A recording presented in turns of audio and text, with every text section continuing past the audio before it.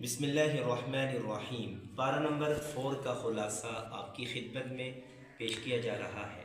پارہ نمبر 4 آیت کریمہ 92 میں اللہ تعالیٰ نے اس موضوع کو ذکر کیا سب سے پہلے کہ اپنی پسندیدہ محبوب چیز اللہ کی راہ میں خرچ کرنا۔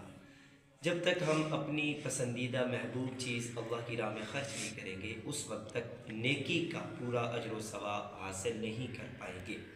پھر اس کے بعد اللہ تعالیٰ نے 97 آیت کریمہ میں ایک اور ٹاپک ذکر کیا ہے کہ ہر مسلمان صاحب استطاعت پر بیت اللہ کا حج فرض ہے۔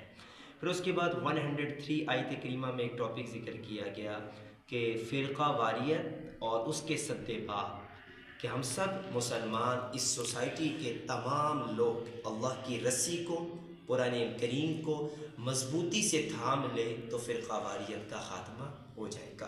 پھر اس کے بعد آیت کریمہ ہے 110۔ اس امت کو ایک بہت ہی پیارا لقب دیا گیا، خیر امت، سب سے بہتر امت قرار دیا گیا۔ اس کی وجہ، اس کی ریزن یہ ہے کہ امت اللہ پر ایمان لاتی ہے اور اچھائیوں کا حکم دیتی ہے اور برائیوں سے منع کرتی ہے۔ پھر اس کے بعد آیت کریمہ 118 میں ایک اور ٹاپک ذکر کیا گیا کہ کفار کے ساتھ معاملات کا طریقہ کار ذکر کیا گیا ہے۔ کفار کے ساتھ معاملات کا جو طریقہ کار بیان کیا گیا اس کی بنیادی 3 صورتیں بن سکتی ہیں۔ نمبر 1، کفار کے ساتھ موالات، یعنی دلی طور پر ان سے دوستی کرنا یہ جائز نہیں ہے۔ نمبر 2، مدارات۔ مدارات کا مطلب یہ ہے کہ دلی طور پر تو ان سے دوستی نہیں ہے، البتہ ظاہری رکھ رکھاؤ ان سے کیا جا رہا ہے، تو یہ تو درست ہے۔ اسی طرح کفار کے ساتھ تیسری صورت ہے مواسات کی۔ مواسات اسے کہتے ہیں کہ مالی طور پر ان کے ساتھ، مالی ہمدردی کے طور پر ان کے ساتھ تعلق رکھنا۔ اب مالی طور پر ان کے ساتھ ہمدردی کرنا، ہاں وہ کافر کہ جو جنگ میں شریک نہیں ہے، یا وہ ذمی کافر جو کسی مسلم ریاست کے ماتحت رہ رہے ہیں، تو جو جنگ میں بھی شریک نہیں ہے اور ذمی ہے، یا تو ان دونوں صورتوں میں مواسات یعنی ان کے ساتھ ہمدردی مالی طور پر یہ درست ہے۔ اس کے بعد ٹاپک نمبر 7 یہ ذکر کیا گیا آیت کریمہ 121 آیت کریمہ سے آگے سورہ آل عمران میں 2 غزوات کا ذکر کیا گیا پارہ نمبر 4 میں۔ ایک ہے غزوہ بدر، سن 2 ہجری میں پیش آیا، 313 مسلمان 1000 کافروں پر غالب آئے۔ اس کے بعد غزوہ احد، جنگ احد کا تفصیل کے ساتھ ذکر کیا گیا۔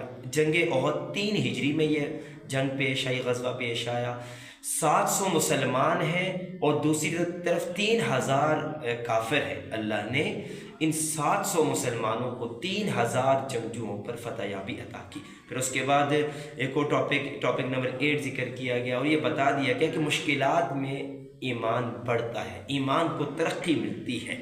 پھر اس کے بعد اللہ تعالیٰ نے پارہ نمبر 4 میں ایک اور ٹاپک ذکر کیا، بلکہ سورہ آل عمران مکمل ہوئی اور پارہ نمبر 4 میں سورہ نساء شروع ہو رہی ہے۔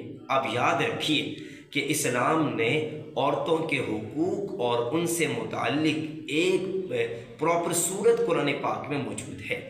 قرآن پاک میں مردوں سے متعلق کوئی صورت نہیں ہے، سورۃ الرجال کے نام پر۔ سورۃ النساء عورتوں کے حقوق سے متعلق ہے۔ اس سے یہ معلوم ہوتا ہے کہ اسلام اتنا سچا مذہب ہے کہ وہ عورتوں کے تمام تر حقوق اور ان کے آداب اور ان کے بارے میں واضح ہدایات دیتا ہے۔ اسی طرح ٹاپک نمبر 10 ہے عورتوں کے حقوق سے کے بعد ٹاپک نمبر 11 ہے میراث کی تقسیم کا طریقہ کار۔ اللہ تعالیٰ نے جس طرح مرنے والی کی میراث میں اس کے بیٹوں کا حصہ متعین کیا ہے، تو اسی طرح اس کی بیٹیوں کا یعنی عورتوں کا حصہ بھی متعین کیا ہے۔ ٹاپک نمبر 12 ہے کہ 3 طرح کے رشتوں کو ذکر کیا ہے۔ ایک وہ رشتہ جو نسب کی وجہ سے ہوتا ہے، دوسرا وہ رشتہ جو رضاعت کی وجہ سے ہوتا ہے، تیسرا وہ رشتہ جو مظاہرت کی وجہ سے، سسرال کی وجہ سے ہوتا ہے۔ تو اللہ تعالیٰ نے ان رشتوں کو بھی ذکر کیا اور بتا دیا کہ وہ رشتے جو نسب کی وجہ سے حرام ہیں ان سے نکاح نہیں ہو سکتا، تو اسی طرح وہی رشتے دوسرے رضاعت کی وجہ سے بھی وہ حرام ہے۔